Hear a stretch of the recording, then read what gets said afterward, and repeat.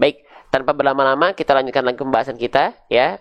Masih dari surah Al-Ikhlas ya, masih dari surah Al-Ikhlas ya. Baik, kita akan mulai pembahasan kita ya. Konsentrasi teman-teman sekalian. Bentar ya, saya ini kondisikan dulu. Oke, sebentar. Oke, sip. Baik, kemarin kita sudah bahas sampai ke walam ya. Maaf ya, ini saya kondisikan dulu ya. Oke. Ya. Nah, baik. Kemarin kita sudah bahas sampai ke lam ya, ke hukum tajwid izhar syafawi. Maka sekarang kita akan bahas ke pembahasan berikutnya insyaallah ya. Baik. Sekarang kita masuk ke huruf yang ini teman-teman sekalian. Nah, saya izin geser. Nah. Ya. Nah, ini namanya huruf apa? Ya. Kalau teman-teman mendapati ada bentuk seperti mangkok macam ini, lalu di bawahnya ada titik dua macam ini namanya adalah huruf ya. Ya. Kalau jangan tertukar, kalau titik duanya di atas, ya, kalau titik duanya di atas, oke, seperti ini namanya adalah huruf ta. Nah, jadi banyak orang melafalkan huruf ya dan huruf ta itu tertukar, bukan karena pelafalannya yang hampir mirip, tapi karena bentuknya yang hampir sama, cuman beda letak dari titik duanya saja. Itu ya. Jadi jangan sampai tertukar. Kalau titik dua di atas itu huruf ta. Ya. Kalau titik dua di bawah itu namanya huruf ya. Oke? Sip. Nah, ini adalah huruf ya. Bagaimana cara melafalkan huruf ya? Sebagaimana kita melafalkan huruf Y pada abjad alfabet. Persis. Huruf ya itu dilafalkan persis seperti kita melafalkan huruf Y pada abjad alfabet. Ya. Yat misalnya gitu ya. Yu. Nah, itu huruf ya itu. Ya. Cuman kalau teman-teman misalnya penasaran huruf ya itu kalau dari segi kaidah makhrajnya, huruf ya itu dilafalkan dari mana? Oke. Nih ya. Nih, huruf ya. Perhatikan. Ya. Saya agak ke ini kayaknya agak ke bawah lagi ya. Nah, begini ya. Oke. Nah, huruf ya itu, perhatikan teman-teman sekalian. Ya maaf, lagi ke sini ya. Nah, huruf ya itu secara makhraj ya atau secara kaidah, kita ingat-ingat lagi, setiap huruf hijaiyah itu punya makhrajnya masing-masing, gitu ya. Oke. Nah, seluruh huruf hijaiyah tanpa terkecuali itu punya makhrajnya masing-masing. Makhraj itu apa? Makhraj itu artinya adalah tempat keluar huruf hijaiyah. Nah, makhraj huruf ya, tempat keluar huruf ya, itu dari mana? Nah, dari yang namanya adalah wastul lisan.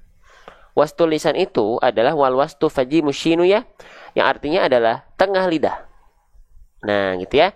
Nah, tengah lidahnya diapain? Diarahkan menuju langit-langit mulut ya, langit-langit mulut kita di atasnya. Jadi nggak nempel, tapi hanya diarahkan dan diangkat ke arah langit-langit di atasnya. Nah, ini cara melafalkan huruf ya. Nah, coba kita praktekkan. Teman-teman rasakan tengah lidahnya diangkat seperti ini. Ya, yi, yu, ai. Lagi. Ya, yi, yu, ai. Nah, gitu. Itu secara kaidah, itu secara teorinya, itu secara keilmuannya. Tapi kalau pengen simple, lafalkan saja huruf ya sebagaimana teman-teman melafalkan huruf Y pada abjad alfabet. Beres, gitu ya. Oke, clear ya? Oke, itu huruf ya. Sekarang kita lihat harokatnya. Sret. Maaf. Ini. Sret. Nah, huruf ya-nya di atasnya kita lihat. Di atasnya ada baris atas. Nah, kalau teman-teman mendapati ya, ada huruf hijaiyah apapun yang di atasnya ada baris atas macam ini namanya adalah harokat fathah. Nama harokatnya itu namanya adalah harokat fathah. Oke, pelan-pelan. Nah, huruf hijaiyah apapun yang dia berharokat fathah di atasnya, ya. Nah, huruf hijaiyah apapun yang dia di atasnya ada harokat fathah seperti ini, maka dia mesti dibaca dengan vokal apa? Apakah dengan vokal A atau I atau U? Nah, dia mesti dibaca basicnya itu dengan vokal A. Maka dari itu huruf ya-nya di sini teman-teman sekalian, dia dibacanya dengan A. Ya, tidak I, tidak Yu. Kenapa? Karena dia berharokat fathah. Fathah itu basicnya harus dibaca dengan vokal A. Nah, begitu ya. Oke. Nah, kalau teman-teman mendapati ada huruf berharokat fathah, vokalnya tetap A, maka dia terindikasi huruf huruf yang tipis. Atau disebut dengan muraqqaqah, atau disebut dengan muraqqaq, ya, atau disebut dengan tarqiq. Oke? Nah, oh emang kalau huruf tebal ketika fathah baris atas vokalnya bukan A ya? Oh bukan. Kalau misalnya dia adalah huruf yang tebal, ya perhatikan. Kalau huruf yang tebal itu ketika dia berharokat fathah bunyi vokalnya bukan A, tapi akan condong seperti vokal O. Oke? Contohnya apa saja? Contohnya, perhatikan baik-baik, maaf. Nah, contohnya ya huruf tebal itu ini, fu. Nah, itu kan ketika fathah dia bunyi vokalnya akan condong ke vokal O. Kenapa? Karena dia huruf yang tebal. Atau misalnya huruf dhad. Bo. Nah, itu kenapa dia nggak ba? Kenapa nggak vokal A? Karena dia huruf yang tebal. Contoh lagi misalnya huruf qaf. Ko. Nah, kenapa dia vokalnya O? Karena dia huruf yang tebal. Tapi kalau misalnya vokalnya adalah A, ba, ta, sa, ja, ha, da, dan yang lainnya, itu berarti dia tandanya adalah huruf yang tipis. Paham sampai sini teman-teman sekalian? Ya, nah, semoga teman-teman bisa pahami sedikit-sedikit, pelan-pelan, step by step. Ya, kita lanjutkan kembali. Nah, jadi dia dilafalkan dengan vokal A. Ya, kalau huruf tipis kok tebal dia condong ke vokal O. Maka hurufnya ini termasuk ke dalam huruf yang tipis ya. Kenapa? Karena vokalnya bukan O, tapi vokalnya adalah vokal A. Oke. Sip. Nah, kalau teman-teman mendapati sekarang ada huruf tipis yang berharokat fathah, kan vokalnya A nih. Nah, kalau ada huruf tipis berharokat fathah, maka penyempurnaan pelafalannya sering kita sebut dengan tulisan BMSS. Oke, apa itu BMSS? BM artinya adalah buka mulut. Ya. Oke. Lalu SS apa? SS artinya sambil seolah tersenyum, sambil senyum. Nah, kalau kita hanya melafalkan kenapa harus sambil seolah tersenyum? Nah, ini perumpamaan karena gini, huruf tipis itu harus kita lafalkan dengan keadaan aula mulut atau rongga mulut yang terbuka dan pangkal lidah yang tidak naik, alias nama sifatnya istifal dan infitah. Nah, biasanya sifat istifal dan infitah ini akan lebih teman-teman sempurnakan sehingga kadar tipis dari vokal A-nya jelas, itu dengan cara sambil senyum sedikit. Ya. Nah, contoh, kalau misalnya kita lafalkan tanpa senyuman, alias hanya membuka mulut saja, maka bunyi pelafalannya seperti ini. Ya. Sekarang kita coba lafalkan sambil senyum sedikit. Ya menjadi ya.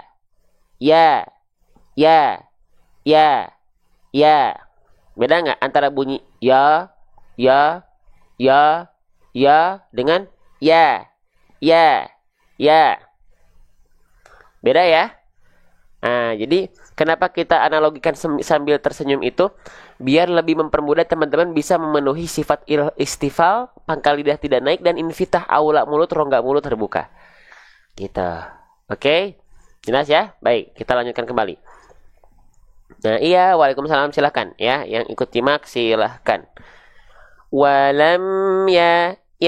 Nah, jadi dia dibuka ya, mulutnya sambil seolah tersenyum. Ya, baik, paham ya? Coba kita lafalkan bareng-bareng dari walam sampai ya. Ini vokal A semua nih, fathah, waw, vokal A, lam, vokal A, maka sama persis, buka mulut sambil senyum ya. Walam ya.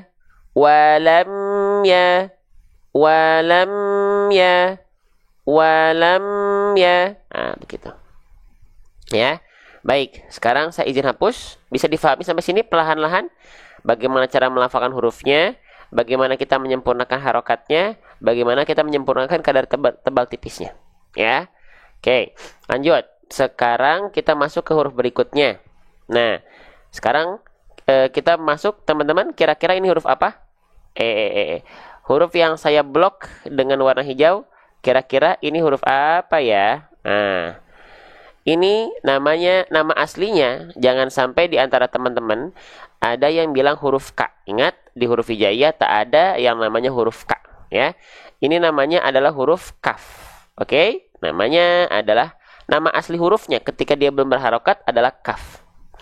Ya, huruf kaf ini teman-teman sekalian dilafalkan sama kayak huruf ya, persis. Kalau ya sama kayak y, kaf sama kayak huruf K. K-nya alfabet. Sama persis, nggak ada bedanya.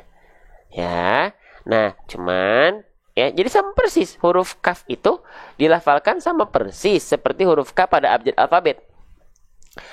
Kakak, kiki, kuku, kuku, kaki, kakak, kakiku, kaku, kaku. Nah itu huruf K. Itu huruf kaf. Ya, sebagaimana kita melafalkan huruf K pada abjad alfabet.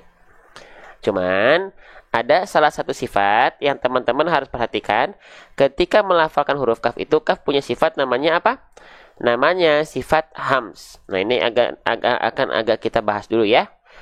Kaf itu punya sifat huruf namanya adalah hams. Hams itu apa? Ya, hams itu artinya adalah maaf ya. Hams itu artinya adalah, basicnya dulu ya. Basicnya hams itu artinya adalah mengalir nafas. Apa? Mengalir nafas atau menghembuskan angin. Ya. Nah, jadi ketika melafalkan huruf-huruf yang dia teman-teman temukan punya sifat hams, maka nafasnya harus mengalir. Itu secara dasarnya. Nah, tapi ada dua huruf yang dia punya sifat hams, tapi kadarnya bukan mengalir nafas. Nah, dua hurufnya apa saja? Dua hurufnya adalah huruf kaf dan huruf apa? Dan huruf ta. Huruf kaf dan huruf ta itu punya sifat hams. Tapi kadar nafas yang keluar itu bukan mengalir. Hanya berupa percikan-percikan nafas saja. Ya, contoh nih ya. Perhatikan huruf kaf. Ya, nih ya. Tuh. Huruf kaf, lihat dia punya sifat hams. Tapi hamsnya ternyata bukan mengalir kadar nafasnya, tapi kadar nafasnya hanya berupa percikan. Ya, gitu. Nah, berbeda dengan huruf-huruf hams yang lain. Misalnya, nih, misalnya huruf sin. Ya, tuh. Huruf sin juga punya sifat hams. Tapi sifat hamsnya hanya berupa mengalir nafas. Tidak percikan. Tapi sampai mengalir. Ya. Sa, si, su, as. Tuh, dia mengalir kan? Atau misalnya kita praktekkan terhadap huruf hams yang lain, yaitu huruf H besar. Tuh, huruf H besar dia juga punya sifat hams.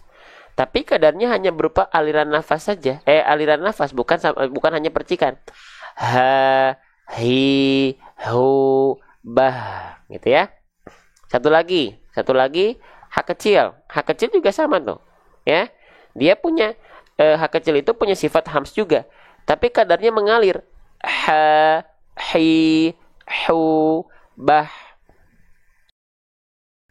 Nah, pertanyaannya, kenapa untuk huruf kaf? Pertanyaannya, kenapa untuk huruf kaf dan huruf ta, dua huruf ini dia punya sifat hams, tapi kenapa kadar nafas yang keluar itu hanya percikan? Kenapa hanya percikan? Gitu ya. Kenapa hanya berupa percikan? Nah, ayo kita bahas. Jadi, secara dasar, sifat hams itu artinya adalah mengalir nafas. Ya, mengalir nafas. Contohnya sin, sa, si, su, H kecil, ha, hi, hu, huruf fa, fi, fu. Apalagi huruf H besar, ha, hi, hu. Nah, kenapa dia basicnya itu mengalir nafas? Kenapa bisa mengalir? Kenapa ada percikan tapi ada yang dasarnya mengalir? Oke, kita bahas. Nih. Dasarnya, kalau teman-teman mendapati ada huruf hams, itu dia mengalir nafas. Nah, kenapa dia mengalir nafas? Biasanya, kalau sifat hamsnya kadarnya mengalir nafas, karena dia disandingkan dari segi suara, dari sifat segi suaranya itu dia rokhwa. Tuh. Rokhwa itu artinya adalah mengalir suara. Karena dari segi suaranya dia mengalir alias rokhwa, maka ketika dia punya sifat hams, nafasnya kadarnya ikut ngalir. Gitu loh. Ya. Makanya lihat nih, H kecil, dia kenapa mengalir nafas? H kecil kenapa dia mengalir nafas? Karena dia sifatnya rokhawah, mengalir suara. Nah, ketika dia punya sifat nafas, mengalir hams, pasti dia mengalir nafas. Gitu. Ya. Nah, menariknya kalau dia mengalir nafas, pastikan disandingkan dengan sifat mengalir suara. Nah, sifat mengalir suara dan mengalir nafas itu ketika kita lafalkan mereka beriringan bareng. Jadi bukan mengalir suara dulu baru mengalir nafas, enggak. Tapi suaranya mengalir di saat yang sama ketika pertama kali suara mengalir, nafas pun ikut ngalir. Nah, itu udah ketika kita baru hembuskan angin, dia disertai dengan suaranya juga mengalir. Nah, itulah yang disebut dengan sifat rokhawah dan hams yang satu rokhawah mengalir suara dan hams mengalir nafas yang keluar dalam satu paket. Ngalir suara, ngalir nafas juga dia pasti gitu. Contohnya lagi ya. Contohnya lagi itu H kecil. Oke, kita buktikan benar nggak kalau dia mengalir nafas disandingkannya dengan sifat rokhawah. Oke, misalnya H besar. Nih sama tuh. H besar juga sama ya. Tuh, dia punya sifat mengalir nafas, tapi dia pasti diiringi dengan sifat mengalir suara. Pasti, teman-teman sekalian. Nah, makanya ketika dilafalkan kan, nafas keluar, suara ngalir. Ha. Tuh, suara juga udah kedengaran tuh, ada nafas tapi ada suaranya keluar. Ha. Ha. Hi. Nah, itu yang disebut dengan hams dan rokhawah. Itu ya. Satu lagi huruf sin. Huruf sin pun sama, pasti sama. Konsep yang dia mengalir nafas pasti sifat penyandingnya itu adalah rokhawah. Tuh, sin, ya, sin mengalir nafas, disandingkannya dengan sifat rokhawah tuh pasti. Ya, sa, si, su, as, is, us, as, is, us. Paham ya? Nah, ketika sekarang kita lihat kenapa kalau huruf ta, ya, nih, kenapa kalau huruf ta dia sifat hamsnya itu percikan nafas. Karena dia disandingkan bukan dengan sifat rokhawah, tapi lihat, apa nama sifatnya? Syiddah. Syiddah itu artinya kuat. Karena dia kuat sifatnya, akhirnya dia tertahan suaranya. Nah, sedangkan kaf punya sifat hams. Lalu nasib nafasnya gimana? Ngalir atau enggak? Nah, dia kena impact. Yang harusnya hams itu mengalir nafas, tapi karena dia disandingkan dengan sifat kuat tertahan suara dari segi suara, maka imbasnya sifat hamsnya jadi hanya berupa percikan nafas saja gitu ya. Oke. Nah, makanya ketika dilafalkan menariknya, kalau tadi kita sampaikan kalau dia sifatnya hams dan rokhawah, mengalir suara dan mengalir nafas, itu dia berjalan beriringan. Ketika keluar nafas, keluar juga suara. Tuh, sin kan keluar nafas, keluar juga suara.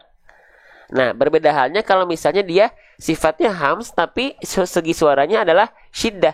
Maka yang keluar, yang tertunaikan adalah sifat syiddahnya dulu. Tertahan dulu suara, baru terpercikan nafasnya. Contoh huruf kaf, ya. Misalnya kita lagi melafalkan alladzi anqadha dhahrak. Jadi dia nahan, tertahan dulu nafasnya baru keluar. Qadha rok. Jadi jadi tahan keluar, tahan percikan. Ya. Nah, itu. Jadi kalau bedanya dia sifatnya hams dengan syiddah, syiddahnya dulu tertunaikan, ak baru nya keluar. Ak. Berhenti dulu kan? Ak. Enggak langsung ak. Enggak gitu kan, tapi ak. Syiddah dulu baru hams. Ya. Paham sampai sini nggak teman-teman sekalian? Assalamualaikum warahmatullahi wabarakatuh. Mau private online bisa nanti kalau kita sudah selesai buku kita rampung, kita buka kelas ya. Paham teman-teman sekalian? Jelas? Difahami ya? Kita bahas perlahan-lahan, step by step, satu-satu, per huruf, pelan-pelan. Ya. Bukan biar teman-teman paham, bukan.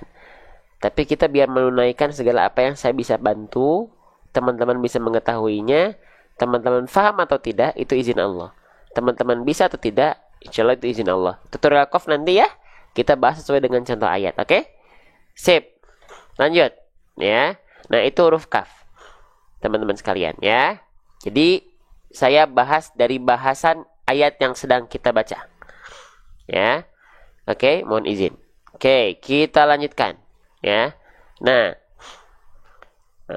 kita lanjutkan ya. Saya hanya membahas huruf dari apa yang sedang kita baca. Saya hanya membahas huruf apa yang sedang kita baca. Saya membahas huruf apa yang sedang saya baca. Terima kasih. Kita lanjutkan ya. Oke, sip. Saya sudah jelaskan ya. Oke. Jadi yang minta dibahas di luar bahasan ya, saya izin untuk tangguhkan dulu.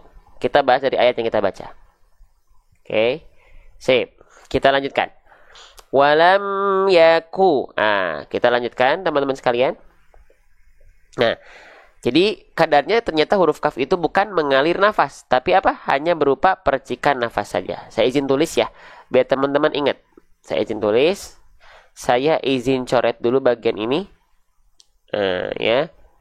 Oke, sip. Nah, jadi dia hanya berupa percikan nafas saja. Oke? Jelas sampai sini ya? Nah, ini agak ngelik. Oke. Aman ya? Sip. Nah, kita lanjutkan. Karena dia kenapa bisa dipercikan nafas bukan mengalir? Karena dia disandingkan dengan sifat syiddah gitu. Oke, lanjut ya. Walam yaku. Nah, sekarang kafnya sudah kita bahas. Sekarang kafnya dia berharokat apa nih? Kafnya di atasnya ada simpul angka 9. Kalau teman-teman mendapati ada huruf hijaiyah apapun yang di atasnya ada simpul angka 9 seperti ini dalam kaidah tajwid nama harokatnya disebut dengan harokat apa? Disebut dengan harokat dhammah. Ya, disebut dengan harokat dhammah. Huruf hijaiyah apapun yang dia berharokat dhammah, oke, maka dia mesti dibaca dengan vokal U, ya. Dengan vokal U. Dia mesti dibaca dengan vokal U. Ya. Oke. Bentar.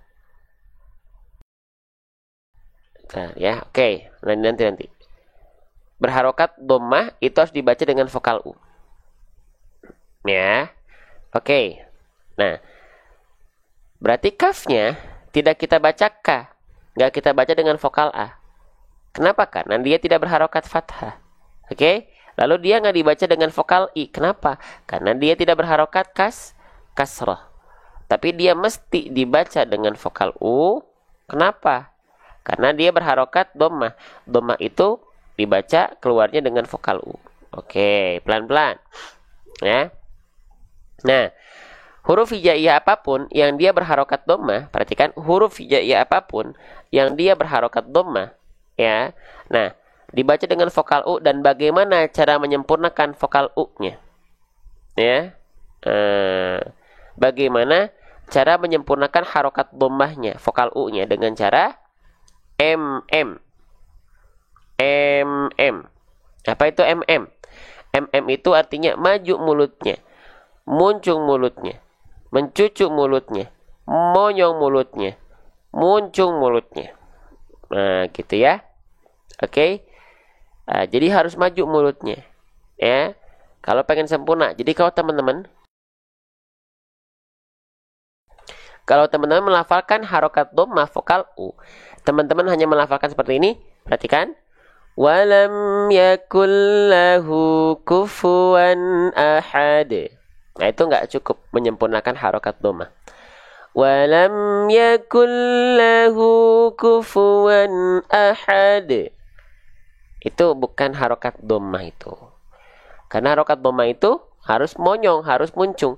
Wa kullu madmumin falan yatima illa bidhammi syafataini dhammah. Huruf berharokat dhammah tidak akan pernah mendapati kesempurnaan pelafalannya kecuali illa bidhammi syafataini dhammah, kecuali dengan betul-betul memuncungkan mulutnya ke arah depan. Ya. Walam yakul lahu kufuwan ahad. Ya. Jadi sekali lagi, kalau teman-teman melafalkan huruf berharokat dhammah, tapi teman-teman tak muncungkan mulut teman-teman, tapi teman-teman tak monyongkan mulut teman-teman, maka itu adalah pelafalan yang keliru. Keliru karena tidak sesuai dengan kaidah, tidak sesuai dengan itmamul harokatnya, kesempurnaan harokatnya. Makanya kalau teman-teman sering lihat ada yang mengajinya macam ini. Bismillahirrahmanirrahim. Alhamdulillahi rabbil alamin. Ar-Rahmanir-Rahim. Maliki yaumiddin. Nah, itu adalah bacaan yang sudah bagus, tapi tidak tersempurnakan. Kenapa? Karena AIU-nya nggak jelas. Kenapa? Karena tidak disempurnakan harokatnya. Apa kaidahnya? Nama kaidahnya adalah itmamul harokat, kesempurnaan harokat. Ya, jadi harus disempurnakan biar jelas ngajinya. Contoh, insyaallah yang lebih tepat adalah seperti ini. Bismillahirrahmanirrahim. Alhamdulillahi rabbil alamin. Ar-Rahmanir-Rahim. Maliki yaumiddin. Jadi jelas AIU-nya, clear AIU-nya gitu. Ya. Oke. Baik, sebelum kita lanjutkan, saya ucapkan banyak terima kasih buat teman-teman yang sudah berkenan pakai jempolnya untuk beramal jariah. Dengan cara apa? Dengan cara tap-tap layar, dengan cara share. Teman-teman yang support dakwah Quran ini dan tersebar luaskan karena wasilah teman-teman menjadi pejuangnya, insyaallah semoga jadi pahala jariah buat teman-teman. Saya nggak minta teman-teman share, saya nggak minta teman-teman tap-tap layar sekarang. Semua tergantung inisiatif teman-teman. Kalau pengen pahala jariah, mangga. Kalau enggak, nggak usah. Kalau nggak ada manfaat, nggak usah di-share. Kalau nggak ada kebaikan, nggak usah di-share. Ya, gitu. Oke, teman-teman akan mendapatkan pahala sesuai dengan apa yang teman-teman ikhtiarkan. Yang nggak berikhtiar, konsekuensinya ada. Yang berikhtiar, keuntungannya ada. Ya, oke. Semua itu tergantung dari teman-teman sekalian. Oke, kita lanjutkan ya. Tergantung. Mahal teman-teman untuk nge-share itu mahal. Kenapa? Karena nggak semua orang. Nggak semua orang, mohon maaf ya. Ada keluangan waktu, ada peluang, tapi banyak yang nggak share dan tap-tap layar banyak. Makanya teman-teman yang ikut tap-tap layar dan share itu orang-orang pilihan, ya, gitu. Oke, nggak kerasa sekarang pahala jariahnya, tapi nanti ketika teman-teman butuh, ya, nggak kerasa sekarang mah teman-teman. Ya, yuk lanjut. Walam yaku. Jadi pastikan ketika melafalkan di sini dia maju. Ku, ya, maju mulutnya, ya, gitu. Oke, kita lanjutkan kembali, ya. Oke, kita lanjutkan, ya. Nah, selanjutnya di sini teman-teman mendapati ada nun sukun bertemu dengan huruf lam. Ya, ada nun mati bertemu dengan huruf lam. Sebelumnya kita bahas dulu yang ini dulu deh, satu-satu. Ini namanya adalah huruf nun. Ya. Oke. Nah, ini namanya adalah huruf nun. Nama aslinya adalah nun. Ya, jadi jangan sampai ada yang bilang ini adalah huruf na. Nggak ada huruf hijaiyah yang namanya huruf na. Ini namanya adalah huruf nun. Ya. Bagaimana cara melafalkan huruf nun? Cara melafalkan huruf nun itu persis sebagaimana kita melafalkan huruf N pada abjad alfabet. Ya, persis seperti kita melafalkan huruf N pada abjad alfabet. Nani, nu, an, in, un. Nah, itu huruf nun. Ya, nah, kita lanjut. Huruf nun ini, ya, berarti sama dengan huruf N. Sekarang nunnya dalam kondisi, kita lihat di atasnya ada tanda petik macam ini. Ya, nah, kalau teman-teman mendapati ada huruf hijaiyah apapun yang di atasnya ada tanda petik seperti ini, ya, ini kalau bahasa kitanya disebut dengan tanda mati, ya. Tapi dalam kaidah tajwidnya disebut dengan sukun, nama istilahnya. Ya, kalau teman-teman sering sebut dengan tanda mati, boleh nggak? Boleh, nggak masalah, gitu ya. Nah, tapi sebenarnya arti sukun itu apa teman-teman sekalian? Arti sukun itu artinya adalah diam. Oh, Maksudnya diam apanya? Oke. Jadi, ketika teman-teman melafalkan huruf-huruf yang ada tanda sukun di atasnya, itu berarti dia dilafalkan dengan diam rahangnya. Karena kalau dia berharokat, harokat itu artinya bergerak. Bergerak apanya? Bergerak rahangnya. Nah, di sini kan nunnya tidak berharokat. Tapi dalam kondisi sukun, maka bunyi an-nya diam. Bunyi nun sukunnya bunyinya diam. Contohnya, an. Dia kan tidak bergerak rahangnya. An. Tapi ketika nunnya berharokat, maka dia pasti bergerak rahangnya. Na, ni, nu, gitu. Ya. Oke, nah berarti di sini nunnya dalam kondisi sukun. Diam rahangnya, gitu. Oke, maka nunnya dibaca yakun. Udah beres. Itu basicnya dulu ya. Berarti ketika kita baca begini, ya. Nah, saya izin zoom out sedikit. Nah, walam yakun, gitu ya. Walam yakun. Bisa diikuti? Kita bahas sampai sini dulu nih sebelum kita lanjutkan. Walam yakun, walam yakun. Nah, begitu. Oke? Ya. Baik, kita lanjutkan kembali. Saya izin hapus dulu ya. Sudah ya? Oke. Nah, sudah clear, beres. Nah, sekarang di sini nun sukunnya ditandai dengan warna merah atau warna oranye nih itu ya. Nah, ditandai ya. Nah, ada nun sukun yang ditandai dengan warna yang sama dengan huruf lam. Nah, kira-kira di sini huruf apa teman-teman sekalian? Huruf apa? Hukum tajwid apa? Ya. Ada nun sukun di sini dikasih warna yang serupa dengan huruf lamnya. Maka ini ada hukum tajwid apa? Nah, ya kita bahas pelan-pelan. Huruf kita bahas, hukum tajwid, tanda-tanda harokat kita bahas, hukum tajwid pun insya Allah kita bahas sedikit-sedikit. Ini nama hukum tajwidnya adalah idgham.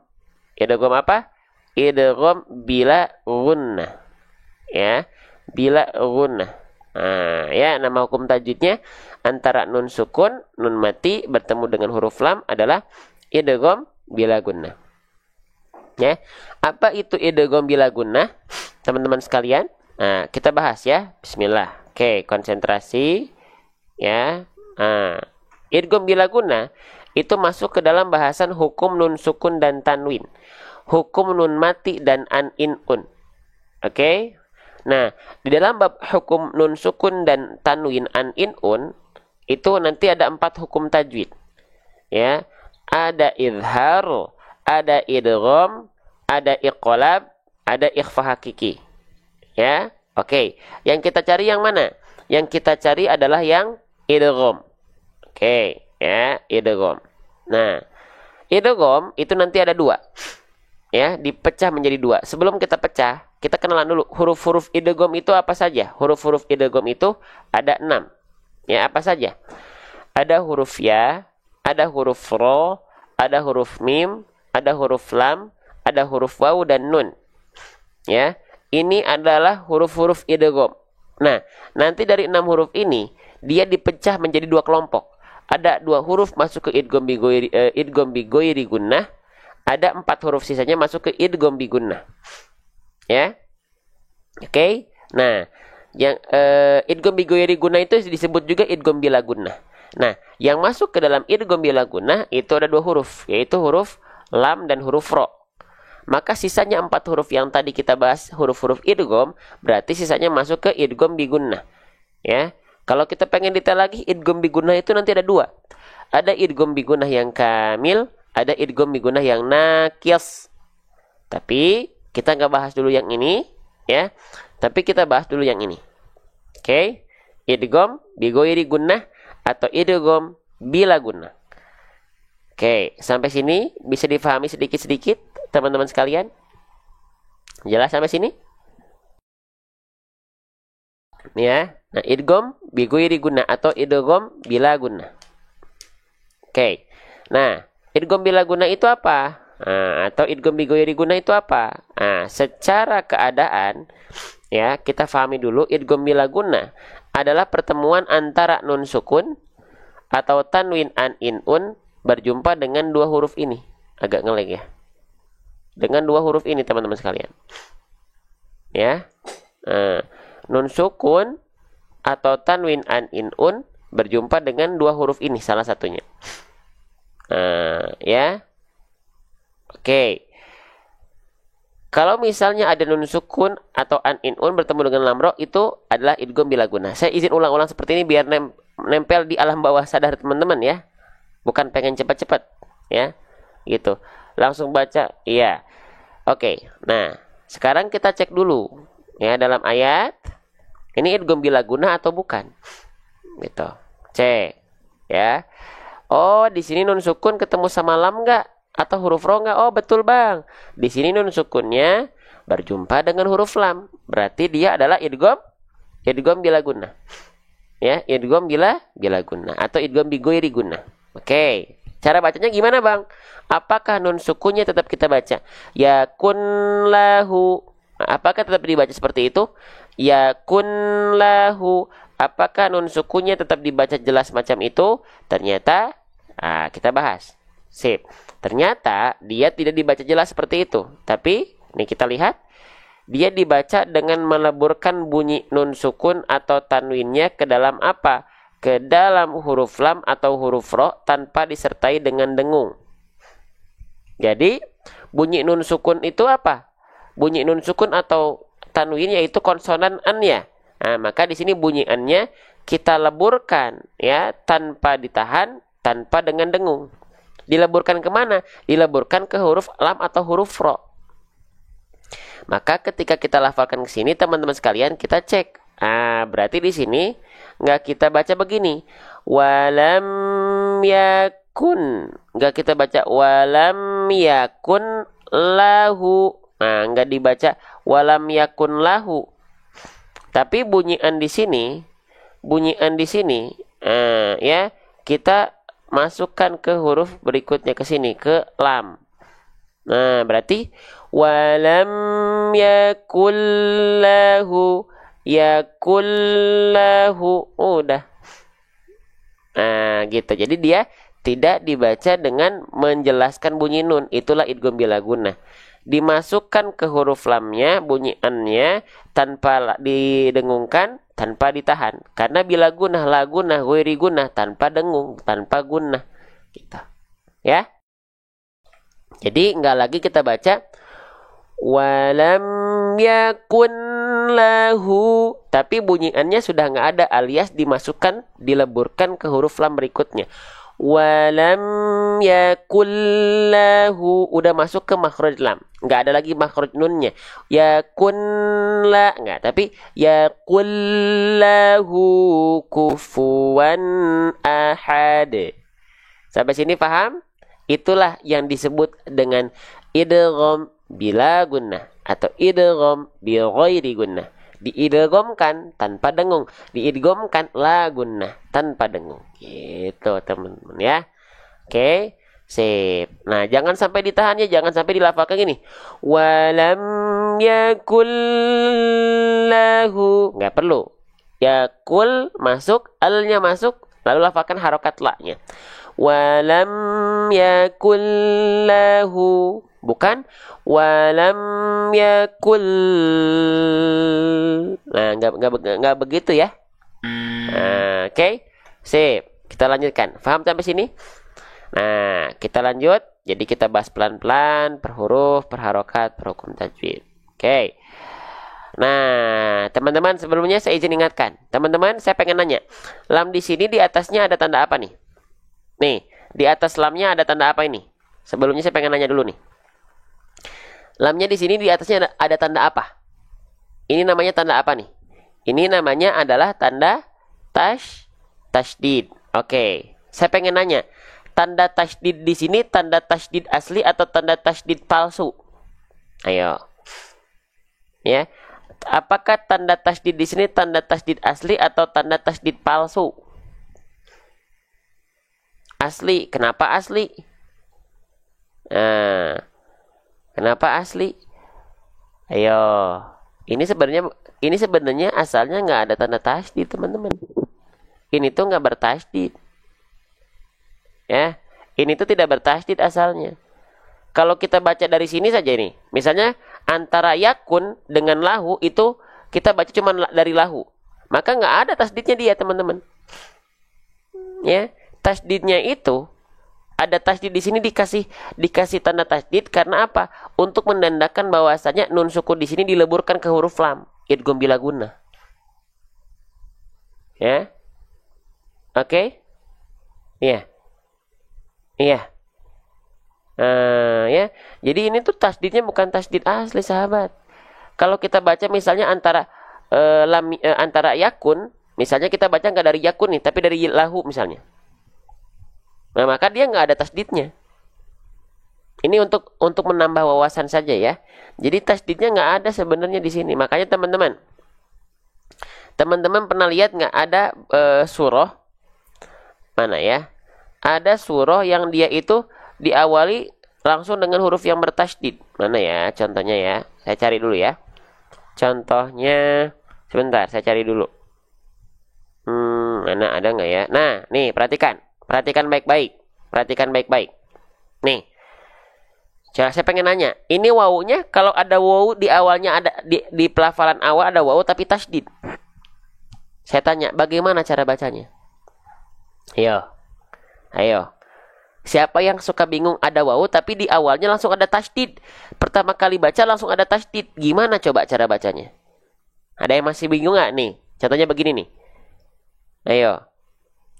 Ada yang sempat bingung nggak? Iya ya, udah ada di awal tapi langsung ada tasdid. Gimana cara bacanya? Nggak usah dibaca karena tasdidnya ini tasdid palsu. Tasdidnya itu muncul kalau misalnya disambung dengan kalimat sebelumnya. Tasdid di wawu ini ya, itu kalau disambung dengan kasrotain sebelumnya jadi idgham bi gunnah. Jadi tasdidnya bukan asli sebenarnya di sini, sahabat. Kalau misalnya di sini di akhir ayat ketiga disambung ke awal ayat 4 lahabiu, ada pertemuan antara kasrotain dengan huruf wawu, ditandai untuk mempermudah diidghamkan dengan tanda tasdid. Ya. Layak halnya tadi ayat tadi yang saya jelaskan. Nah, jadi ya ini untuk wawasan kita. Tasdid di sini itu tasdid akibat impact nun sukun ketemu lam, ditambahin biar mempermudah kita. Tambahin apa pakai tasdid begitu. Ya. Oke? Paham? Kalau misalnya di sini nggak ada tasdid, boleh nggak? Ya boleh saja karena di sini ada hukum tetap dibacanya idgham bila gunnah. Ya kullahu. Cuman dari segi penulisan biar mempermudah teman-teman. Ya makanya ada yang bilang, nih kalau misalnya ada nun sukun setelahnya ada tasdid, nun sukunnya nggak usah dibaca, gitu kan? Salah nggak itu? Betul. Cuman saya jelaskan kaidahnya kenapa ya ketika ada nun sukun setelahnya ada tasdid itu nggak dibaca, gitu. Jadi asalnya ini nggak ada tasdid. Karena asalnya dia nggak ada tasdidnya. Tapi pertemuan nun sukun dengan lam jadilah ada tasdid. Basicnya lam ini tak bertasdid. Paham nggak? Gitu. Tapi karena ada pertemuan nih, lamnya asalnya nggak bertasdid, ya nggak bertasdid. Tapi karena diikuti dengan nun ketemu lam ada idgham bila gunnah dikasih dia tanda tasdid. Nah begitu. Ya, oke? Ya. Nah lanjut lagi ya. Sip, ini buat wawasan aja teman-teman sekalian ya. Nah, berarti lamnya itu tasdidnya impact dari nun sukun ketemu dengan dia gitu ya. Iya, gitu ya. Oke. Sip. Nah, sekarang lamnya berarti kan di sini dapat tasdid dari nun sukun ya. Nah, sekarang saya pengen nanya, cara baca tasdid itu dengan cara apa? Nah, coba cara baca tasdid itu dengan cara diapain? Nah, cara baca tasdid itu dengan cara ditekan saja. Ditekan saja, nggak perlu ditahan. Ya, ya kullahu, bukan ya kullahu. Ingat, huruf yang bertasdid yang ditahan hanya 2 huruf. Ya, yang tasdid asli itu. Ya, misalnya huruf nun dan huruf mim bertasdid. Huruf nun dan mim bertasdid itu harus ditahan 2 harokat. Ya, nama hukum tajwidnya adalah gunnah. Ada yang nama lengkapnya ada yang bilang gunnah musyaddadah, ada yang bilang wajibul gunnah, ada yang bilang tajibul gunnah, ada yang bilang gunnah asliyah, ada yang bilang gunnah akmal. Enggak boleh. Boleh. Ya, agak patah-patah lagi. Boleh, teman-teman. Ya. Oke. Baik. Nah, sebelum saya lanjutkan membandingkan antara tahan dengan tekan. Saya ucapkan banyak terima kasih yang sudah tap-tap layar. Siapapun yang udah menjadikan ini 100.000 tap-tap layar, Allahu Akbar. Ini adalah bukti bahwasanya teman-teman support konten ngaji. Ya, berpengaruh nggak sama penyebaran konten? Ngaruh. Karena dianggap live ini aktif. Penontonnya nggak cuma penonton yang pasif, menikmati saja tapi ikut berjuang. Ya, yang sudah share apalagi? Ya, ini nih di pojok kanan udah share, siapapun 450 kali nih, siapapun teman-teman yang udah ikut andil, ya teman-teman yang share semoga jadi pahala jariah termasuk yang tap-tap layar. Ya, siapapun teman-teman. Ya, saya nggak akan minta lagi. Pokoknya saya makasih, tapi saya ucapkan makasih yang udah ikut serta. Ya, orang-orang lebih pilihan lagi teman-teman. Oke, sekarang kita bandingkan apa bedanya nun bertasydid dengan mim bertasydid. Nun bertasydid dan mim bertasydid dengan huruf-huruf yang bertasydid lainnya. Oke. Kalau nun dan mim dia baru ditahan ketika bertasydid. Kenapa? Karena ada hukum namanya gunnah. Ya, contohnya kita praktekkan, misalnya kita praktekkan huruf nun bertasydid. Nun bertasydid, mim bertasydid ditahan 2 harokat. Inna. Mim bertasydid. Amma. Tapi huruf yang lain ketika bertasydid tidak ditahan. Contohnya, ya, kalau misalnya kita tahan semua huruf yang bertasydid itu ditahan, maka begini nanti pelafalannya jadi aneh. Ya, perhatikan. Walam yakul lahu. Nah, jadi kepanjangan. Walam yakul lahu. Nah, kepanjangan dia. Enggak begitu. Ya, sekali lagi, jadi huruf yang bertasydid yang ditahan hanya 2 huruf saja, hanya huruf nun dan mim titik. Ya. Oke, kalau yang lain teman-teman tahan, tandanya keliru. Ya. Nah, ya. Oke, sip. Kita lanjutkan kembali, ya. Beres ya. Sekarang kita fokus ke pelafalan huruf lam. Nah, saya lupa belum bahas lamnya. Oke. Lam. Ini namanya huruf lam, ya. Jadi jangan sampai teman-teman ada yang bilang ini adalah huruf la. Tidak ada huruf hijaiyah yang dia adalah huruf la. Apa? Tidak ada huruf hijaiyah yang dia namanya adalah huruf la. Tidak ada. Ini namanya huruf lam. Huruf lam ini, siapa di antara teman-teman yang masih menganggap lam ini dilafalkan serupa dengan huruf L pada abjad alfabet? Boleh komen di kolom komentar. Siapa di antara teman-teman yang melafalkan huruf lam, bayangannya adalah seperti melafalkan huruf L alfabet. Nah, udah tidak nih, yang masih mana yang masih? Yang udah belajar di sini mungkin udah tahu ternyata lam dengan L itu tidak betul-betul serupa dari segi pelafalannya. Tapi buat teman-teman yang baru gabung, coba jujur, ya. Siapa yang teman-teman melafalkan huruf lam, bayangannya seperti huruf L pada abjad alfabet? Ah, udah pada tahu, berarti nggak usah dibahas atau ya? Kan sudah pada tahu. Oh, ada yang belum tahu, saya jujur makanya biar saya nanti tahu bahas atau jangan. Oke, baik. Apa bedanya antara huruf lam hijaiyah dengan huruf L pada abjad alfabet? Mereka tidak betul-betul serupa. Ya. Nah, huruf lam seperti apa? Huruf L bagaimana? Baik. Ya, saya izin sampaikan.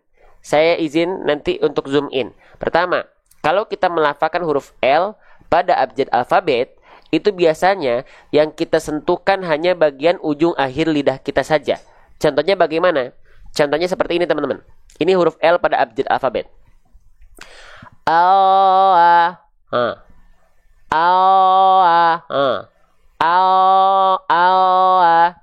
Kalau huruf L pada abjad alfabet itu biasanya yang kita sentuhkan hanya bagian ujung akhir lidah kita saja.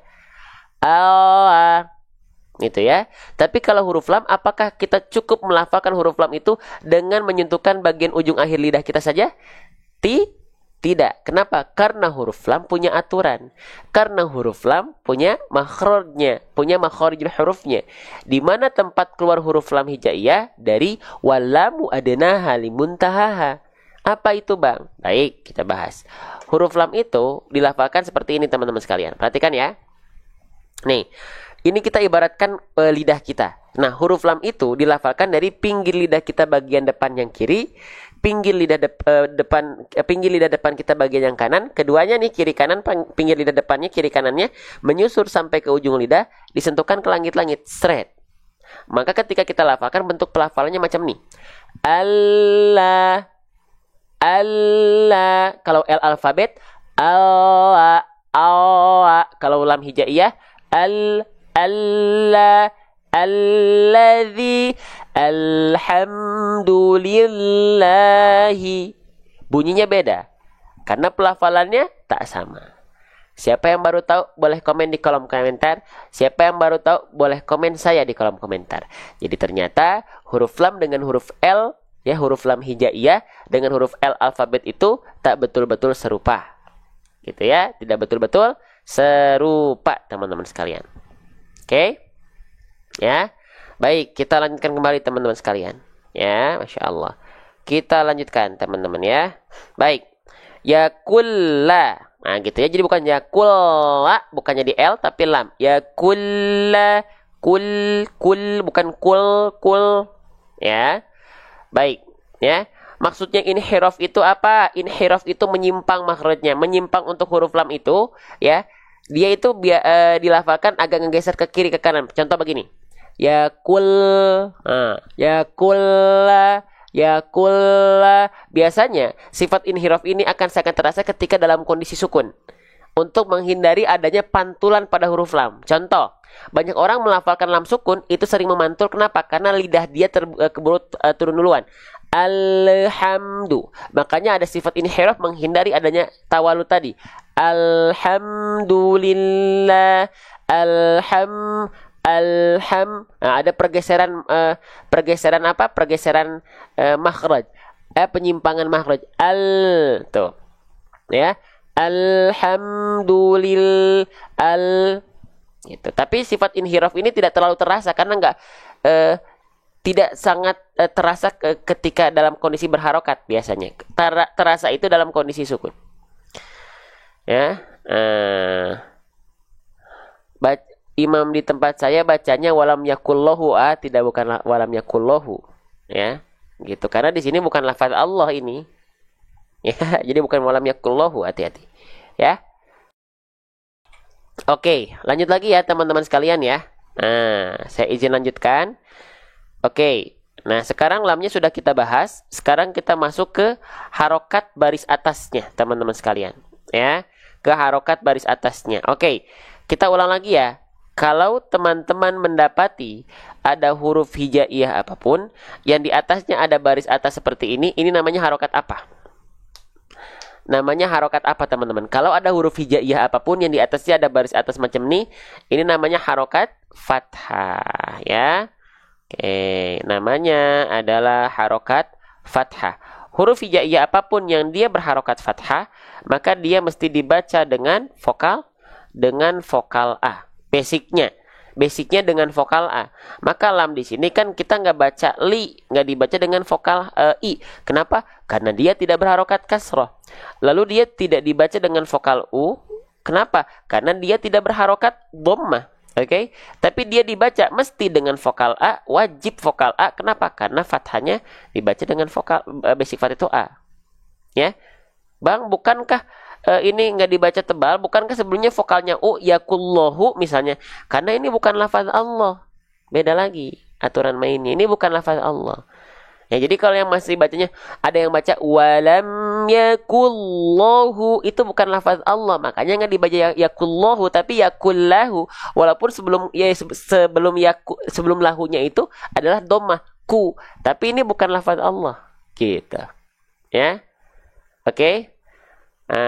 Afwan Ustaz, setiap hari apa live-nya dan jam berapa setiap hari? Ya, paling cepat jam 5:30, paling lambat jam 6. Kalau lagi capek banget mungkin 6:30 kita baru mulai. Ya. Oke. Lanjut lagi teman-teman sekalian ya.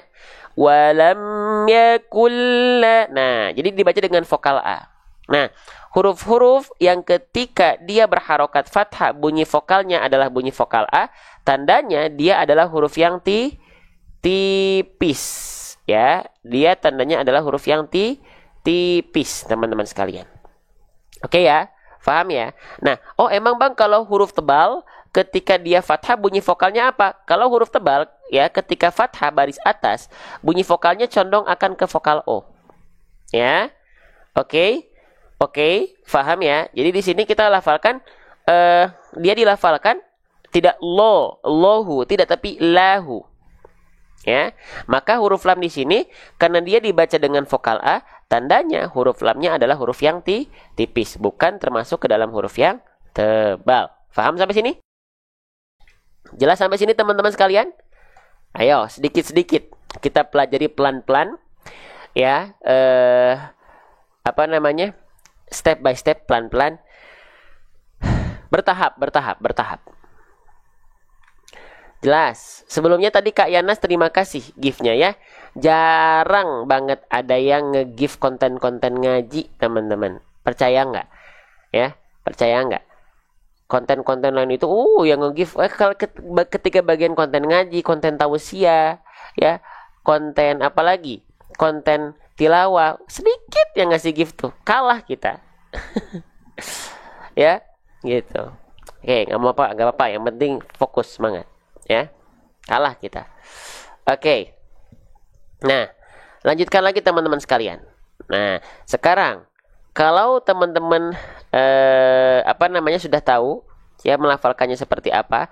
Sekarang kalau teman-teman mendapati ya ada huruf hijaiyah apapun ya yang dia berharokat fathah ya, lalu dia dibaca dengan vokal A, kan huruf yang tipis.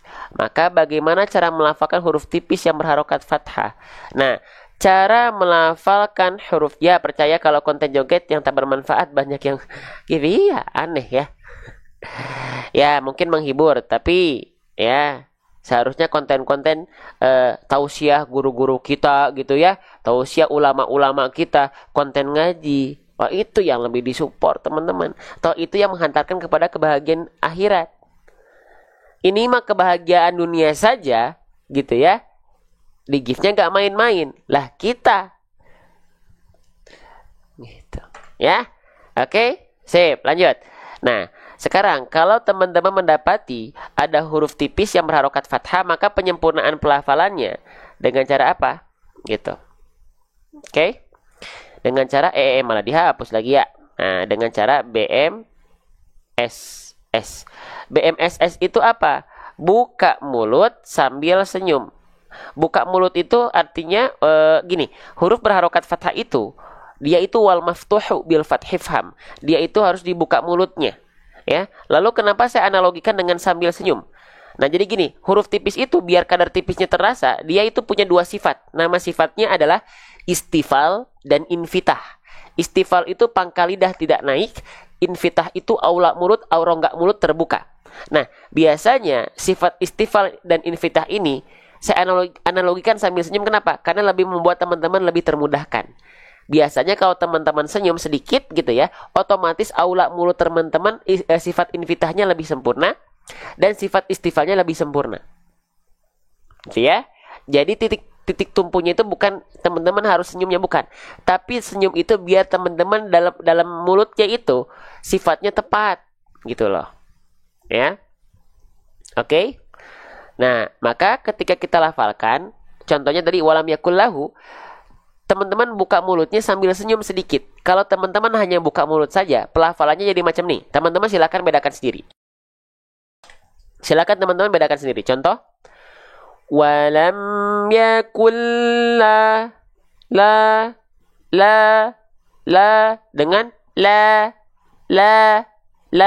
Beda nggak? Antara la dengan la walam yakulla.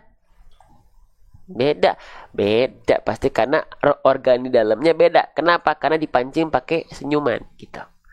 Ya.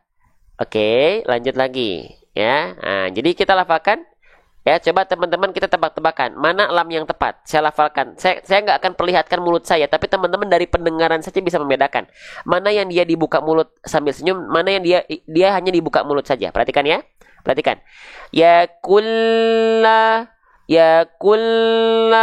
dengan ya kulla. Yang betul yang pertama ya kulla atau yang kedua ya kulla. Coba. Ya. Coba. Kedua ya, kerasa bedanya?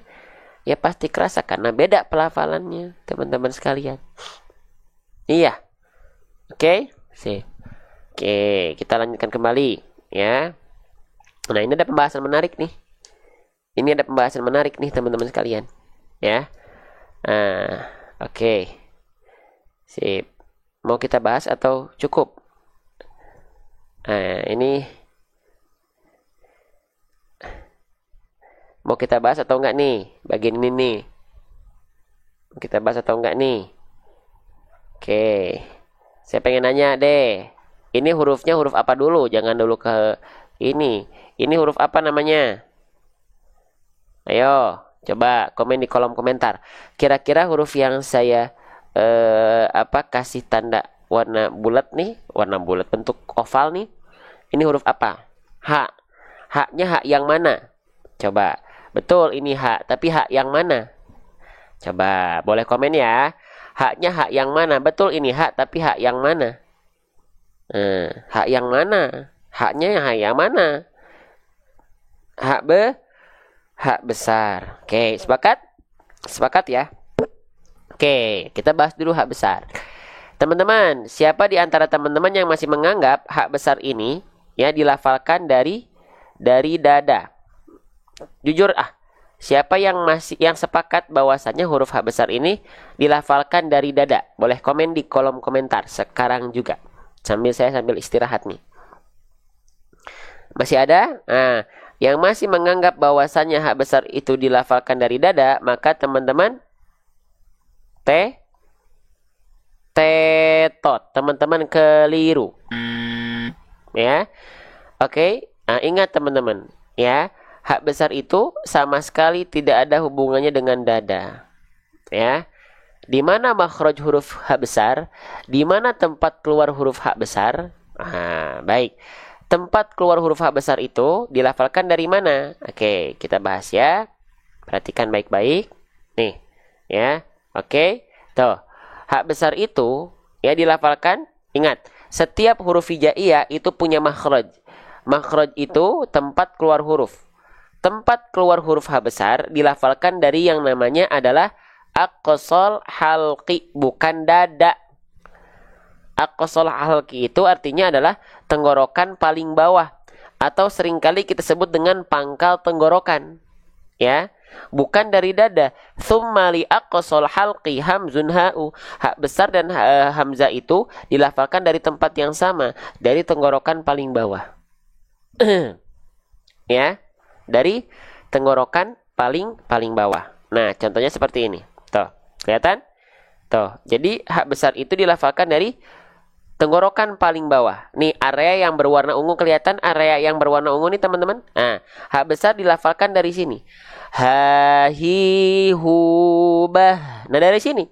Bukan dari dada. Makanya ketika teman-teman saya izin contohkan, saya izin ilustrasikan, pelafalan huruf A besar itu tidak ada hubungannya dengan dada. Ha, hi, hu, bah. Enggak. Cukup teman-teman lafalkan dari mana? Ya, dari sini. Nih, dari pangkal tenggorokan. Ha, hi, hu, bah. Sekali lagi. Ha, hi, hu, bah. Beres. Ya, tidak dilafalkan dari dari dada. Ya, karena dalilnya mengatakan tsumma li aqsal halqi hamzun ha'u. H besar dan hamzah itu dilafalkan dari pangkal tenggorokan, bukan dari dada, dari tenggorokan paling bawah atau tenggorokan paling dalam. Ya. Oke, sip. Kita lanjutkan kembali. Oke. Ya. Nah, kita lanjutkan. Jadi H besar dilafalkan tepat di sini. Ya, oke. Sekarang saya izin bertanya. Berarti udah sepakat ya? H besar bukan dilafalkan dari dada, tapi dari pangkal tenggorokan kita. Ya, bukan dari dada. Oke, kita lanjutkan. Sekarang H besarnya, di atasnya ada simpul angka 9 jadi terbalik jadi simpul angka 6. Dia mesti dibaca dengan vokalnya dulu deh. Vokalnya vokal apa? Vokal A, vokal I, atau vokal U. Kalau misalnya ada simpul angka 9 terbalik jadi simpul angka 6, ya, ini dia dibaca dengan vokal apa? Dengan vokal U. Sepakat kita? Dia dibaca dengan vokal U. Baik, ya teman-teman sudah sepakat. Dia dibaca dengan vokal U. Baik, dibaca dengan kadar panjang berapa harokat vokal U-nya? Dia betul dibaca dengan vokal U, tapi ya berapa kadar harokatnya? Ayo, coba kita lihat keaktifan teman-teman, kita lihat ya wawasan teman-teman. Ya, biar kita sama-sama belajar. Ya, dibaca dengan vokal U tapi berapa harokat kadarnya? Kadarnya 2 harokat. Oke, sekarang betul ya? Vokal U 2 harokat, dua-duanya ajib. Betul. Sekarang pertanyaan lagi. Apa nama hukum tajwidnya? 2 harokat dibaca dengan vokal U? Betul. Ya, dibaca dengan vokal U? Betul. Dibaca 2 harokat? Betul. Ya, betul juga. Apa nama hukum tajwidnya? Oke, kita lihat di kolom komentar. Nah, masih banyak yang keliru. Yang jawab mad tabi'i siapa? Yang jawab mad tabi'i tadi siapa? Yang tadi jawab mad tabi'i siapa? Yang jawab mad asli siapa? Teman-teman tetot. Ya. Ini bukan mad tabi'i, ini bukan mad asli. Ya. Ayo jujur, jangan bohong. Sebenarnya tadi saya jawab mad tabi'i tapi gak mau takut disalahin Itu bukan mad tabi'i, bukan mad asli. Ya, apa tuh? Tuh yang ada betul? Mad silah qasirah atau boleh disebut dengan mad silah sughra. Nih ya, saya izin agak zoom out. Nih, ya. Jadi huruf di atas ini, hu di sini itu bukan mad tabi'i. Betul. Dia dibaca dengan vokal u-nya tadi udah betul. Dibaca 2 harokatnya betul. Tapi kalau saya nanya hukum tajwid, apa hukum tajwidnya? Teman-teman bilang mad tabi'i atau mad asli? Ya tetot, sahabat. Ini namanya mad silah qasirah atau boleh disebut juga dengan mad silah sughra. Ya. Oke. Sip. Apa itu? Ayo kita bahas, ya. Simpelnya betul. Simpelnya mad silah qasirah dan mad silah qasirah atau mad silah itu adalah hu atau hi yang dibaca panjang. Tapi nggak selamanya. Ya. Tapi biasanya hu dan hi itulah mad silah, gitu simpelnya. Ya, 2 harokat atau hu hi yang dibaca panjang itu adalah mad silah. Kalau 2 harokat itu mad silah qasirah, kalau 4 atau 5 harokat itu mad silah tawilah. Gitu, ya. Oke, sip. Kita bahas dulu. Ya, mau dibahas nggak? Atau pengen simpelnya aja? Atau pengen dibahas biar sambil belajar? Ya. Atau udah, Bang, gitu aja udah simpel. Pokoknya angka 6 terbalik itu namanya 2 harokat udah. Atau mau pengen dipelajari? Gimana teman-teman? Bahas ya. Kalau kita pengen bahas simpel udah. Pokoknya ada gambar tanda harokat domah terbalik itu 2 harokat aja udah beres. Kalau ada alisnya, kalau ada alis di atasnya begini misalnya nih, perhatikan. Begini, di atasnya ada alisnya berarti dia 4 atau 5 harokat mad silah tawilah atau mad silah qasirah. Tapi kalau teman-teman minta bahas, saya izin bahas, ya. Oke, sip. Jadi di sini nama hukum tajwidnya saya tulis dulu adalah mad silah. Saya tulis ya, mad silah qasirah.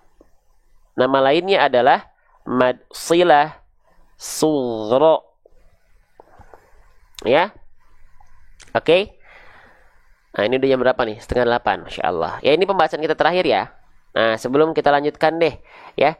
Saya mau mengucapkan banyak terima kasih lagi yang sudah share hampir 200.000 kali ini, ya. Makasih banyak teman-teman, ya. Makasih banyak walaupun hari ini pagi ini lagi pada turun ya. Yang nonton tuh ya lagi pada kurang semangat, tapi nggak apa-apa, siapapun yang udah ikut andil share tap layar di sini.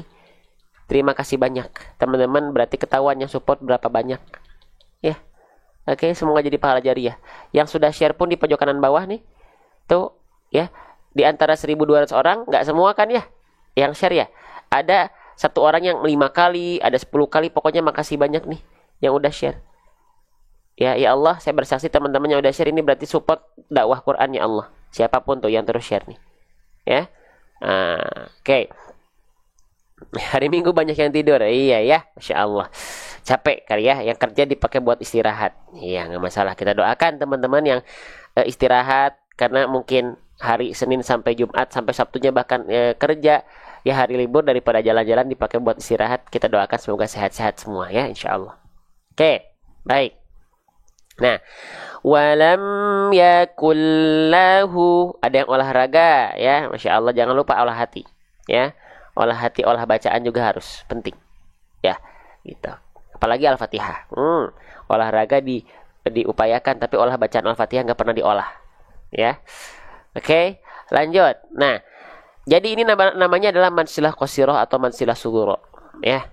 Oke, nah, apa itu mansilah suguro atau mansilah qasiroh ya? Oke, nih kita fahami dulu mansilahnya ya. Teman-teman fahami dulu mansilahnya ya. Saya izin agak di zoom out sedikit. Nah, begini ya. Oke. Nih, mansilah itu teman-teman sekalian lihat di atas ya. Mansilah itu adalah ketika ada hak dhamir yang bentuknya seperti itu biasanya dan diikuti oleh haha. Di sebelumnya ada haha, sebelumnya ada haha. Setelahnya ada haha, sebelumnya ada haha. Haha itu apa? Haha itu artinya adalah huruf hidup. Huruf hidup itu adalah huruf yang dia tidak mati. Mati apa? Sukun. Nah, berarti huruf yang berharokat gitu. Oke? Mansilah, sekali lagi ini basicnya dulu. Mansilahnya dulu teman-teman ketahui, baru teman-teman nanti bedakan. Ada dua mansilah itu. Cuman harus tahu, biar mudah, teman-teman harus tahu dulu mansilah itu apa. Mansilah itu ketika ada hak domir itu nanti hubungannya ke kaidah bahasa Arab ya. Ada hak domir itu adalah sebagai kata ganti. Ya. Nah, biasanya bentuknya macam nih. Hak domir yang diikuti oleh huruf hidup dan setelahnya adalah huruf hidup, maka itu adalah kondisi madsilah. Huruf hidup itu huruf yang dia bukan sukun, yang di atasnya bukan tanda petik. Nah, berarti itu huruf hidup. Entah itu fathah, dhamma ataupun kasrah. Paham? Paham atau tidak nih? Kelihatan nggak di atas tuh? Itu adalah madsilah. Itu baru madsilahnya saja. Ya. Kenali dulu madsilahnya. Madsilah adalah kondisi di mana lihat di atas ada hak domir yang diapit oleh dua huruf hidup. Dua huruf hidup itu adalah huruf hidup itu apa? Huruf yang dia tidak sukun, alias huruf yang dia berharokat. Oke? Nah, baru setelah ini madsilah itu dibagi menjadi dua. Madsilah ini dibagi menjadi dua. Apa? Oke, nih. Ada madsilah qasiroh. Madsilah qasiroh itu atau madsilah sugro adalah bedanya apa? Beda huruf hidup keduanya saja. Beda huruf hidup setelah hak domirnya saja. Huruf hidup ke awal yang sebelum hak domir itu nggak jadi masalah. Tapi yang kedua penentuannya nih, yang ini setelah hak domirnya, kalau huruf hidupnya adalah selain hamzah, maka itu madsilah qasiroh. Biasanya ditandai dengan apa? Tidak ada tanda alisnya. Ya. Oke, nggak ada tanda alisnya, itu berarti madsilah qasiroh atau sugro. Dibaca dua harokat kadar panjangnya. Kalau madsilah tawilah satu lagi, ya udah beda dari huruf hidup keduanya. Kalau dia adalah huruf hamzah, ditandai dengan tanda alis di atasnya. Di atas apa? Di atas fathah tegak, kasrah tegak ataupun domah terbalik. Udah. Gitu. Nah, misalnya sekarang kita lihat di contoh di sini, ya. Nih, ada hak domir. Nah, lihat ya. Ya, saya izin seperti ini. Tuh, lihat di sini, ya. Saya izin zoom out lagi sedikit. Nah, lihat, nih, ada hak domir. Sebelumnya diikuti oleh huruf lam. Setelahnya diikuti oleh huruf hamzah, bukan hamzah kan, dan dua-duanya lamnya hidup, tidak sukun. Kafnya hidup, tidak sukun, ya. Dan hurufnya bukan hamzah tapi kaf. Maka ini adalah madsilah qasiroh. Makanya nggak ditandai dengan tanda alis di atasnya, gitu. Ya. Nah. Oke. Paham nggak sampai sini? Ya, ini madsilah qasiroh atau sugro. Paham? Izin dulu, izin difoto dulu. Oh, boleh. Ini silahkan. Mana tadi? Sebentar. Mana tadi? Ini. Mau difoto ini dulu nih. Boleh. Enggak, silahkan. Ya, walaupun tulisannya acak-adut ya. Gitu, acak-acakan. Ya, semoga dengan tulisan yang acak-acakan ini menjadi bukti di hadapan Allah. Acak-acakannya tulisan saya. Tap-tap layarnya teman-teman. Share-nya teman-teman. Kan Allah tuh maha melihat, percaya nggak? Percaya nggak malaikat nggak pernah istirahat untuk mencatat amal solih kita? Percaya nggak? Sayang, makanya teman-teman 1 detik nggak beramal jariah itu sayang. Ada peluang untuk amal jariah tapi 1 detik teman-teman lewat. Aduh, sayang banget. Ya. Oke. Sip. Jelas sampai sini? Jelas ya? Oke, baik. Nah, itu adalah mad silah qasirah, ya. Oke. Nah, maka dia dibaca 2 harokat saja, ya. Kalau mad silah qasirah itu dia dibaca dengan kadar panjang 2 harokat saja. Ya. Maka di sini kita tulis dia dibaca dengan kadar panjang 2 harokat. Ya, 2 harokat saja, teman-teman sekalian. Ya. Walam yakul lahu ku. Nah, terima kasih gift-nya Kak Eja ya. Tuh ada ya gift lagi 2 orang nge-gift buket bunga ya. Masya Allah, ada ternyata ya. Yang ngasih gift ya.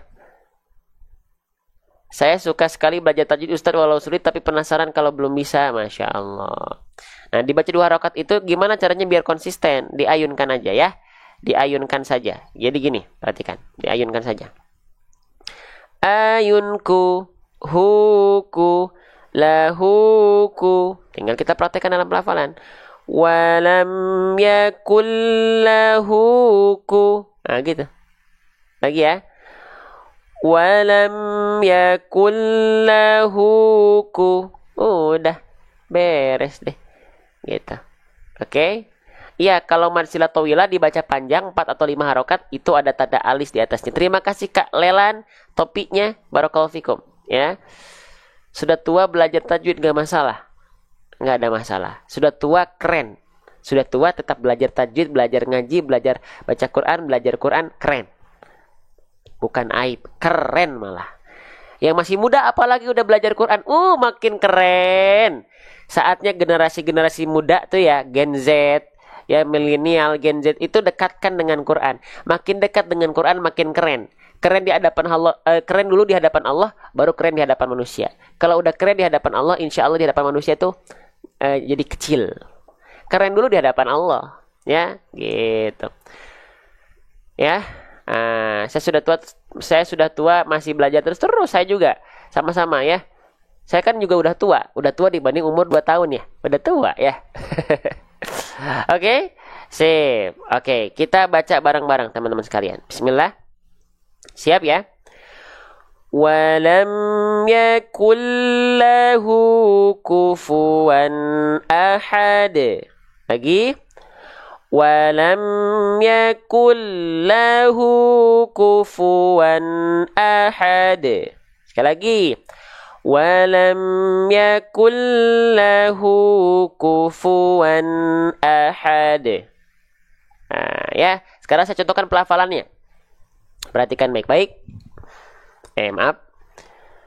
Walam yakul lahu kufuwan ahad.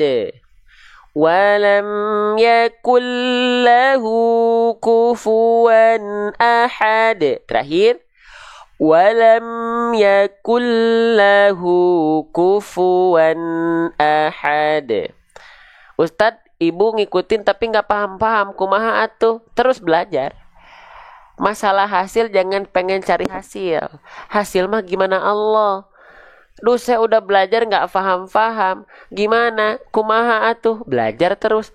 Emang ibu rugi nggak? Ibu-ibu, sahabat Quran sekalian, bunda-bunda, ayahanda, abang kakak sekalian, rugi nggak? Teman-teman belajar Quran tapi masih belum paham-paham, belum bisa-bisa. Nggak rugi, justru double pahalanya. Rugi itu Allah kasih pahala yang luar biasa banyaknya dalam baca Quran. Kita gak mau belajar dan putus asa dalam belajar karena mencari hasil saja, tapi tidak dinikmati prosesnya yang berjuta-juta pahalanya, bertriliun-triliun pahalanya dari Allah. Ya, oke. Jadi nggak ada ruginya. Afwan Ustadz mau nanya, kalau misalnya insya Allah bukunya jadi, bakal apa nih? Bakal apa nih tadi? Bakal disertai seperti dengan yang disertai apa, Bang Akram? Untung nggak ada ruginya sama sekali. Jadi kalau ada yang bertanya, saya udah belajar, udah sering belajar 5 hari, 50 hari, 5 tahun, 50 tahun, 500 tahun, 5 juta triliun juta tahun-tahun gitu ya. Masih belum bisa, enggak masalah, mafi muskilah. Ya, gitu. Ya. tambah pahala. Makanya nanti nih, sekarang ini dijeda dulu ya. Maaf, kita sedekah dulu. Shadaqallahul azim.